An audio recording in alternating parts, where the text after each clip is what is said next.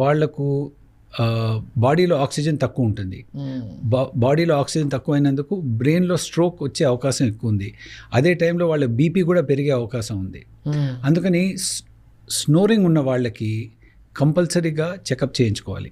ఒక sleep study అని చేస్తాం. సేమ్ స్లీప్ స్టడీ అని చేసి అవసరమైతే వాళ్ళకి CPAP అనేది ఉంది. ఒక చిన్న బైపాప్ మెషిన్ ఇక్కడ పెట్టేసి ప్రెషర్ పెడితే రాత్రి పడుకునేప్పుడు కొంచెం ప్రెషర్తో వాళ్ళకు స్లీప్ బాగుంటుంది. పడుకున్నప్పుడు పెట్టుకోవాలి అది. ఇప్పుడు ఈ టెస్ట్ ఎవరి దగ్గర చేయించుకోవాలి సార్? స్లీప్ స్టడీ వాళ్ళ ఇంటికి వచ్చి చేస్తారండి, పెద్ద విషయం కాదు. అంటే ఇష్యూ ఏముందని తెలుసుకోవడానికి. ఆ ఇష్యూ మీకు స్నోరింగ్ ఉందా, మీకు స్నోరింగ్ ఉన్నప్పుడు ఆక్సిజన్ మీ బ్రెయిన్కి ఆక్సిజన్ తగ్గుతుందా లేదా చెక్ చేయాలి. మీ హార్ట్ రేట్ చేంజ్ అవుతుందా, మీ బీపీ చేంజ్ అవుతుందా లేదా చూడాలి. అది వీళ్ళు వచ్చి చేస్తారు. అది వచ్చి చేస్తారు. ఓకే. అది స్లీప్ స్టడీ అనేది ఇట్స్ కామన్ అండి, ఎన్నో చోట్ల అవుతాయి. ఇవాళ రేపు చాలా స్లీప్ సెంటర్స్ అని కూడా ఉన్నాయండి. స్లీప్ థెరపీస్ లాంటివా? స్లీప్ థెరపీ కాదు, జస్ట్ టెస్ట్ అనమాట.